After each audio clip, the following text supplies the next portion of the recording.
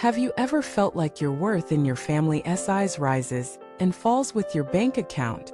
Have you noticed how people treat you differently when you're thriving compared to when you're struggling?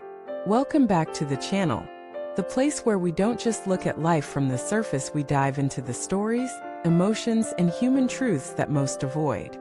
Today, we're asking a piercing question. Are you only seen as valuable when you're successful? In a world obsessed with appearances, status, and money, the idea of being a good person has become dangerously conditional. For many, especially in traditional or close-knit communities, being seen as respectable or worthy often depends not on character, but on how much you earn, how well you dress, or what title you carry. This topic becomes especially relevant when we turn to the timeless literature of Guy de Maupassant, a master of revealing human hypocrisy and the masks people wear. One of his most unforgettable contributions isn't just in plot or prose, but in the mirror he holds up to society, showing us just how performative morality can be. Let us explore this brutal reality not just through analysis, but through stories that reflect what so many experience but rarely say aloud. Let us begin with a man named Daniel. In his 20s, Daniel was considered a failure by his extended family. He worked a low-paying job, didn't own a car, didn't have flashy clothes. At family gatherings, he noticed how aunts and uncles overlooked him. Conversations would skip over his opinions. He wasn't introduced with pride, he was introduced with apologies. Daniel's figuring things out, they would say, as if his existence needed to be explained. But something shifted in his 30s. Daniel started his own business. Took off. He began dressing well, driving a luxury car, and arriving at gatherings with the subtle scent of success. Suddenly, the same relatives who once ignored him began saying, "He is such a smart young man. So grounded. So responsible. You always knew he had potential." But Daniel hadn't changed. His core personality was the same. What changed was how people perceived him once he fit their idea of success. This is the first bitter truth: many people don't respect you, they respect what you represent. It's not your character they value, it's your market value. And this isn't just sad, it's dangerous.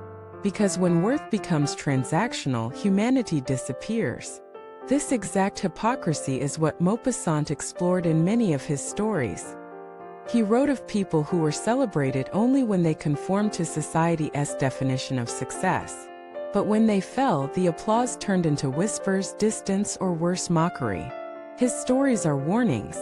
They remind us that what society praises today, it may crucify tomorrow.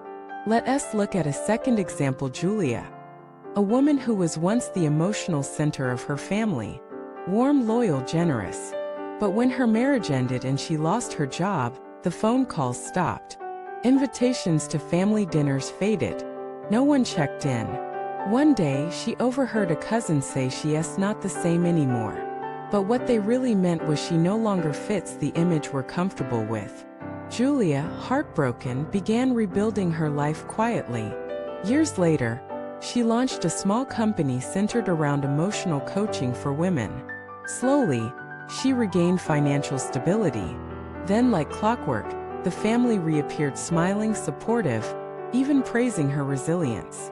But she'd already seen the truth: their support was conditional. And conditional support is not love, it's performance. When you grow up in environments that equate value with success, you begin to internalize it. You start to believe that if you're not winning, you're not worthy. If you're not admired, you're invisible. And this leads to deep wounds: perfectionism, people-pleasing, imposter syndrome. Worse, it makes failure feel like death. But failure is not death. It's a doorway. It's often the most sacred classroom of growth. Yet, in transactional cultures, failure is treated like a stain. So what do you do when your worth seems tied to your performance?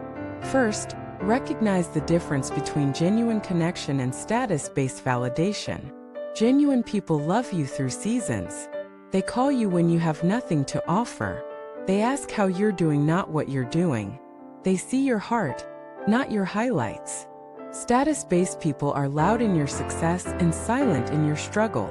And recognizing this difference will save you years of heartbreak. Second, begin untangling your self-worth from external perception. Just because others overlook you doesn't mean you're unseen. Just because they don't applaud doesn't mean you aren't worthy. Your value doesn't rise and fall with your resume. You are not your job title. You are not your income. You are not your setbacks.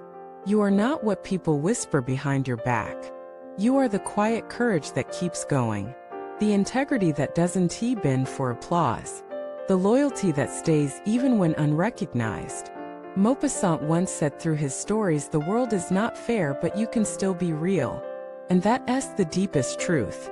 You may not be celebrated. You may not trend. But if you live aligned with your truth, speak with integrity, and act with kindness, you are rich in the ways that matter. Let us talk about social masks. Most people wear them. The successful cousin, the perfect daughter, the rising entrepreneur. But masks are heavy. And the longer you wear them, the more you forget what your real face looks like. This is why so many people with perfect lives feel hollow. Because they're loved for their mask, not their essence. Don't fall for the trap. Let go of the need to impress. Let go of the chase for approval. Let go of the image management. Your soul didn't come here to perform. It came here to experience, to evolve, to love, to serve, to rest, to create, not to be constantly judged by others' shallow standards. And when you live that way, something beautiful happens. You attract the people who love the real you. You find places that don't require you to shrink or prove. You create a life that feels like home, not a stage. So the next time someone praises you only when you succeed, remember that says more about them than it does about you. Let them keep their shallow applause. You're building something deeper. Something rooted in truth. Thank you for watching this video. If this message touched your heart, please share it, leave a comment with your thoughts, and subscribe so we can keep bringing light to the unseen corners of the human journey together.